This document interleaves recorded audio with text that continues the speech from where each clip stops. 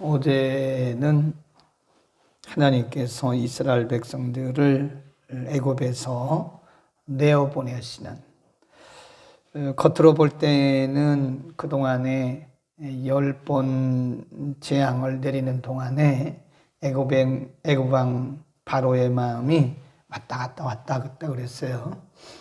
그리고 때로는 모세가 허탕치는 것처럼 보였다고요.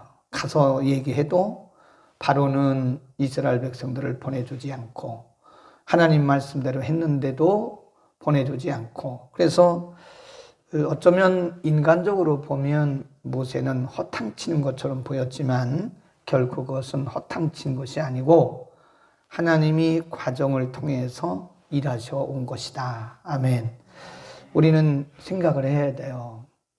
하나님이 쉬운 방법으로 하실 수도 있었지만 이렇게 10가지 재앙을 통해서 일하셨던 것은 그 과정을 통해서 하나님이 그들에게 하나님 되심을 드러내신 거예요. 그리고 하나님과의 그 개인적인 경험, 굉장히 중요합니다. 이 신앙생활은 개인적 체험이 없어가지고는요, 이게 사실적 신앙이라고 말하기가 어려워요. 그러니까 그 한 번, 두 번, 세 번, 네 번, 다섯 번 쭉 가면서 겉으로 볼 때는 그것이 허탕치는 무의미한 일 같았지만 그것이 허탕치는 무의미한 일이 아니라 하나님이 그 과정 한 번 지날 때마다 하나님께서 모세에게, 이스라엘 백성들에게, 애굽 왕에게, 애굽 백성들에게 하나님이 종합적으로 일을 하셨다. 그리고 나서 하나님이 보내셨는데 오늘 본문에는 종합을 합니다. 37절 나오는 그 장엄한 과정을 볼 수 있어요. 37, 이스라엘 자손이 라암삿에서 발행하여 숫곳에 이르니 유아 외에 보행하는 장정이 60만 가량이라. 거기다 줄거 놓으세요. 유아 외에. 히브리 사람들은 유아들은 수에 넣지 않죠. 그러니까 우리가 복음서에도 보면 여자와 아이 외에 5,000명 그러잖아요. 그래서 여자나 아이들은 이 계수할 때 넣지를 않아요. 그러니까 유아 외에, 또 복음서에도 예수님이 그 오병이어의 기적을 베푸실 때도 거기 2만 명이 넘었거든요. 그런데 여자와 아이 외에 5,000명 그랬단 말이에요. 그러니까 여기도 마찬가지예요. 곱하기 3을 하면 되는 거예요. 그러면 대체로 여자나 아이들이 보통 더 많거든요. 여기 보면 장정만 60만이니까 이거 우리가 한 200만 명 보는 겁니다. 지금 200만 명이 장엄한 행렬을 하고 애굽에서 지금 나오는 거예요. 거기다가 유아 외에 보행하는 장정이 60만이다. 거기다 이렇게 줄거 놓고요. 이게 우리 한번 역사를 거슬러 올라갈 필요가 있어요. 하나님이 창세기 13장에 보면 아브라함에게 약속하신 적이 있어요. 아브라함의 조카 롯과 아브라함이 이렇게 헤어지잖아요. 그 조카 롯이 좋은 곳 다 선택해서 가고, 물론 아브라함이 양보한 거죠. 그리고 홀로 남은 아브라함에게 하나님께서 너는 일어나 동서남북을 바라봐라. 그리고 이 땅을, 내가 있는 땅을 종과 횡으로 한번 돌아봐라. 내가 너에게 이 같은 자손을 줄 텐데. 다 창세기 13장으로 갑니다. 창세기 13장에 하나님이 말씀하시기를 14절부터 보겠습니다. 17절까지 시작. 롯이 아브라함을 떠난 후에 여호와께서 아브라함에게 이르시되 너는 눈을 들어 너 있는 곳에서 동서남북을 바라보라. 보이는 땅을 내가 너와 네 자손에게 주리니 영원히 이르리라. 내가 네 자손으로 땅의 티끌 같게 하리니 사람이 땅의 티끌을 셀 수 있을진데 네 자손도 세리라. 너는 일어나 그 땅을 종과 횡으로 행하여 보라. 내가 그것을 네게 주리라. 그러잖아요. 하늘의 별처럼, 땅의 티끌처럼, 바다의 모래처럼 내 후손이 많을 것이다. 그러니까 지금 여기 200만 명이 장엄한 행렬을 하고 애굽에서 나오는, 상상을 해보세요. 상상을.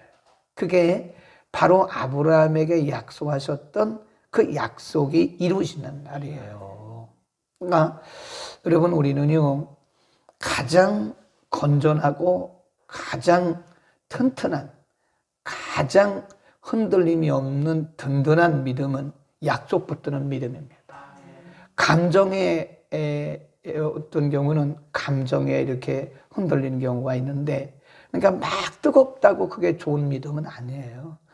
뭐 뜨거운 건 감정일 수 있다고 제가 항상 얘기하잖아요. 그래서 성경 찬송에도 보면 감정을 버리고 말씀에 서니 그래요. 그러니까 어떤 사람들은 겉으로 볼 때 뜨거움은 없는 것 같은데 굉장히 중심이 아주 고다요. 그 왜 그러냐?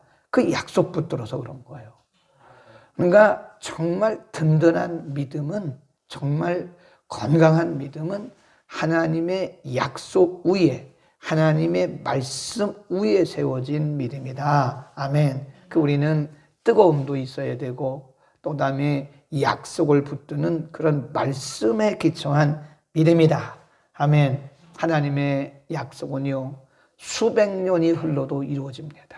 그러니까 약속 붙들어야 돼요. 말씀 붙들어야 돼요. 네. 내 감정이나 또 내 경험을 의지하면 안 돼요. 우리의 경험은 틀릴 수도 있어요. 어떤 때는 맞을 수도 있지만 어떤 때는 틀릴 수도 있어요. 그러니까 정말 성경적인 믿음은, 정말 튼튼한 믿음은, 건강한 믿음은 하나님의 약속 붙드는 거예요. 수백 년이 지났잖아요. 그런데 그대로 이루어지잖아요. 아멘. 하나님의 약속이 이루어진 것이다. 그 다음에 또 다시 출애굽기로 가서, 출애굽기 우리가 아까 읽었던 37절 유압 외에 보행하는 장정이 60만 가량이라. 중다한 잡족이 양과 소와 심이 많은 생축이 그들과 함께 하였으며 쭉 나오는데, 여기 중다한 잡족이다가 줄거예요. 중다한 잡족.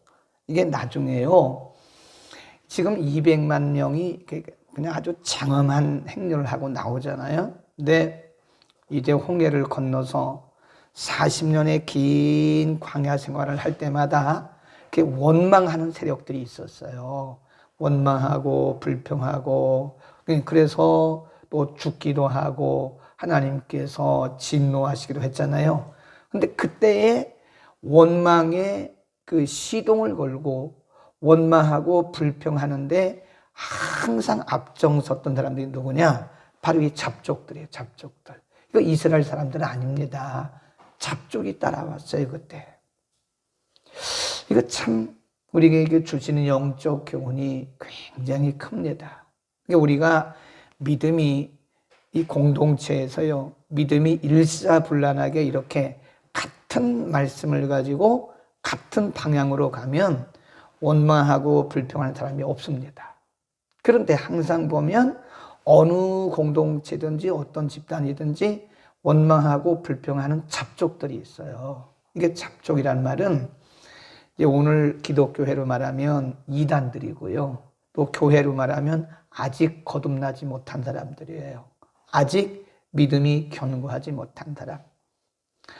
그러니까 이게 섞여 사는 거예요. 40년 동안 이스라엘 백성들이 광야를 가는데, 그 광야 생활을 하는데 항상 좋을 때는 가만히 있다가 어려운 일을 만나면 막 모세에게 돌 던지고 원망하고 다시 우리 애굽으로 가자, 애굽으로 가자 말했던 사람들이 누구겠어요? 이 잡족들이죠. 응? 지난 주일에 우리가 공부했던 대로 우리가 믿음이 초보적인 단계에 머물잖아요. 우리의 믿음이 거듭나지 못하고 장성하지 못하잖아요. 그러면 이 잡족처럼 쓴뿌리 역할을 해요. 네. 원망하고 불평하고 짜증내고 돌아가자. 왜 괜히 이런 거를 해서 힘들게 하냐. 우리 다시 가자. 이런 거 하지 말자. 이 잡족. 이해하시겠죠? 이 잡족이 여기 있어요. 그때 같이 출발했던 거예요. 그 다음에 40절입니다. 이스라엘 자손이 애굽에 거한 지 430년, 이건 줄거 놓으세요. 430년이라. 40일, 시작. 430년이 옳지, 그날. 마치는 그날. 하나님의 시간이 된 날 그 말이에요, 이게. 430년이라고 하는 기간은요, 이미 하나님이 정하신 시간이에요. 하나님이 계획하신 시간이에요. 이게 성경에 나옵니다. 아브라함 때 벌써 말씀하셨어요. 아브라함 때에 내 민족이 하늘의 별처럼 바다의 모래처럼 많은데, 그런데 내 후손들이 다른 민족에게 끌려가가지고 4대 만에 돌아올 것이다. 그 기간이 400년이다 라고 이미 아브라함 때에 하나님 말씀하셨어요. 찾아봅시다. 15장으로 갑니다. 창세기 15장.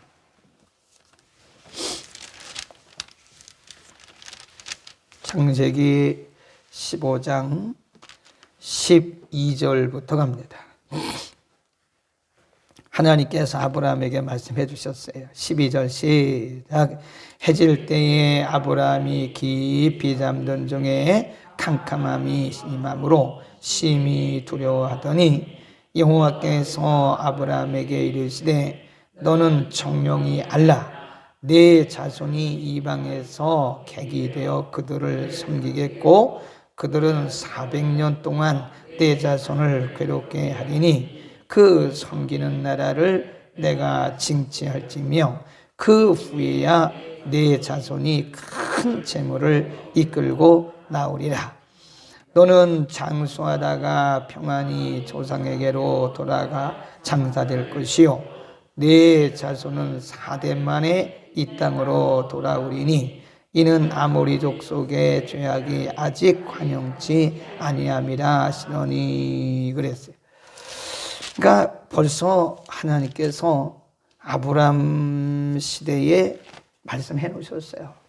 그러니까 우리가 가만히 보면 우리의 인생이라는 게 그냥 하루하루 그냥 되는 대로 살아가는 것 같지만 그게 아니에요.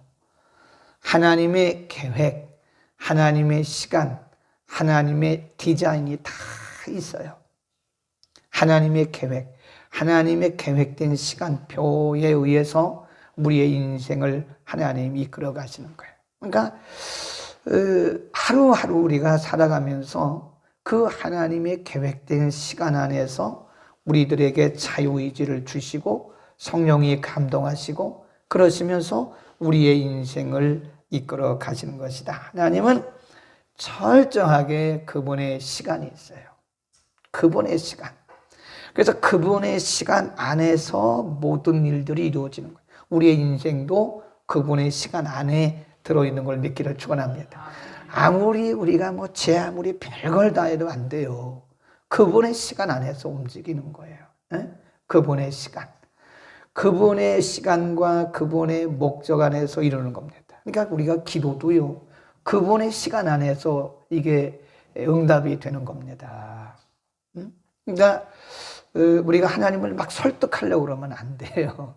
하나님을 찬양하고 하나님을 높이고 하나님께 아뢰는 거는 좋지만 하나님을 막 설득해가지고 하나님의 시간표를 바꿔가지고 내 시간에 맞추려고 그렇게 되지도 않지만 그런 식으로 신앙생활 한다거나 그런 식으로 기도하면 안 된다는 거예요. 제가 금요일 날 얘기했잖아요. 기도는 하나님을 설득하는 것이 아니다. 하나님을 설득하려고 하면 안 돼. 그 위대하신 하나님, 자신의 시간표를 따라서 우리 인생을 끌어가시는 그 하나님을 우리가 설득해가지고 그런 게 아니라 우리는 그분을 찬양하고 그분에게 순복하고 그분의 시간 안에 순종하고 이 살아가는 게 우리 인생인 것입니다. 아멘. 우리는 하나님을 앞서 갈 수도 없지만 하나님의 시간을 앞서 가려고 하는 것도 어떻게 보면 그건 불신앙이에요. 그러니까 우리가 잘못하면 그 우리의 열심이 하나님의 시간을 앞서가는 시도를 할 수 있어요. 그러니까 잘 생각해야 돼요. 이것이 하나님의 시간 안에서 성령이 주시는 열심으로 내가 이렇게 하는 것인가? 아니면 이것이 하나님의 시간을 내가 추월해 가면서 하나님을 설득하려고 하는 것인가? 이 잘 생각을 해요. 하나님이 그 시간이 있다는 것을 우리 분명히 알아야 됩니다. 모든 일들이 하나님의 시간 안에서 하나님의 계획 안에서 이루어지는 거예요. 그러니까 430년이 마치는 그날 얼마나 멋있어요. 430년이 마치는 그날 굉장히 중요합니다. 41절 430년이 마치는 그날 줄거 놓으셨죠? 이걸 뭐라고 그랬어요? 하나님의 시간. 하나님의 시간이 딱 되니까 하나님이 그들을 정확하게 인도하십니다. 그러니까 인내하면 돼요. 우리가 인내하고 하나님의 시간까지 기다리면 되는 거예요. 네. 너무 낙심할 것도 없어요. 내 뜻대로 내 생각대로 내 시간에 안 된다고 해서 기도가 응답되지 않은 게 아니에요. 지금 응답되어 가고 있는 거예요. 지금 계속해서 응답되어 가고 있는 겁니다. 우리가 너무 급하게 내가 만들어 놓은 시간, 내가 맞춰 놓은 그 시간표에서 안 된다고 낙심하고 좌절하고 기도 안 하고 그러면 안 돼요. 네. 하나님의 시간이 되면 하나님의 방법으로 하나님께서 강력하게 일하시는 거예요. 아멘. 우리의 소망을 가집시다. 우리가 기도하는데 왜 그렇게 응답이 안 되냐? 그렇게 생각하지 마세요. 응답되고 있어요. 그 다음에 41절 끝에 쭉 보면 430년이 마치는 그날에 거기 줄봅시다. 누가 함께 나왔어요? 여호와의 군대가 다 나왔어요. 다 애굽 땅에서 나왔다. 그 여호와의 이 군대, 여호와의 군대 굉장히 중요합니다. 여호와의 군대가 그들과 함께 다 나왔다고 하는 것은 그동안에 하나님이 이스라엘 백성들이 사는 곳에 하나님의 군대, 어떤 때는 천사, 그 하나님의 군대가 천사들, 하나님의 천사, 천군과 천사가 이스라엘 백성들이 살고 있던 땅을 진치고 있던 거예요. 그리고 백성들이 나오는 그날에 그 천사들 하나도 남기지 않고 몽땅 다 나온 거예요. 다 나온 거예요. 그러니까 우리 눈에는 안 보이지만 하나님의 군대가 우리를 진치고 있음을 믿기를 바랍니다. 우리가 가는 곳마다 하나님의 군대가 우리를 진치고 있는 거예요. 이 교회가 왜 이렇게 중요한 곳이게요? 건물로 말하면 뭐 일반 건물에 비하겠습니까? 어림도 없고요. 아주 그냥 굉장히 연약하죠. 허접하죠. 그러나 이곳이 왜 그렇게 중요한지 아세요? 하나님의 군대가 우리가 있는 동안 하나님의 군대가 이전을 지키고 있는 거예요. 아멘. 하나님의 군대가 이전에 가득 차고 하나님의 군대가 이전을 지키고 있는 거예요.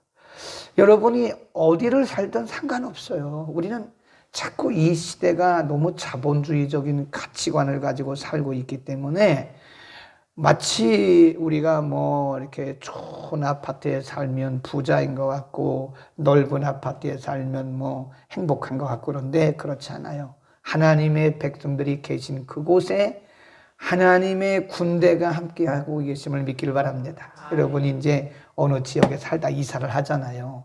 그러면 그 지역에 여러분의 가정과 함께 했던 그 천사들이 함께 가요. 함께. 거기 남지를 않는다니까요.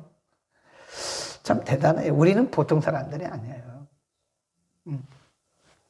집에 계신 분도 하세요. 나는 보통 사람이 아니다. 옆에 여기 계신 분도 한번 하세요. 나는 보통 사람이 아니다. 하세요. 이렇게 나는 보통 사람이 아니다. 이 보통 사람이 아니에요.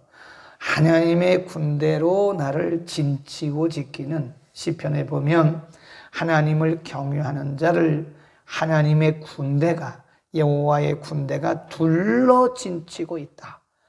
참 기가 막힌 말씀이에요. 430년 만에 이스라엘 백성들이 나오는 그날에 여호와의 군대가 다 나왔다고 해요. 다 나왔다고. 에? 하나도 남김없이 애굽 땅에서 여호와의 군대가 싹 나온 거예요.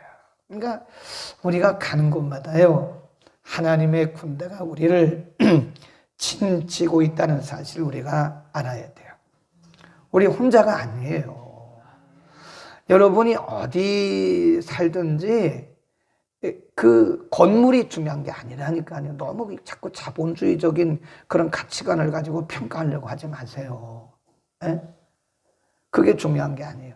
우리가 초막이나 궁궐이나 들에 가든 어디 가든 우리가 있는 그곳은 바로 하나님이 우리를 둘러 짐치고 있는, 하나님의 군대가 우리를 둘러 짐치고 있는 그곳입니다.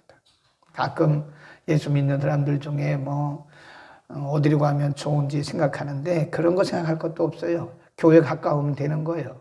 이사할 때 어디든지 교회 가까우면 좋고, 그냥 여러분이 살기 좋으면 좋은 거고, 비 안 오는 날 가면 되는 거고. 왜 예수 믿는 날, 예수 믿는 사람들이 무슨 뭐 손 없는 날, 그거 미신입니다. 귀신 섬기는 사람들이 따지는 거예요. 손 없는 날 찾고 뭐 동으로 갈 거냐 서로 갈 거냐, 그걸 왜 따져요? 그거 믿음 없는 거지.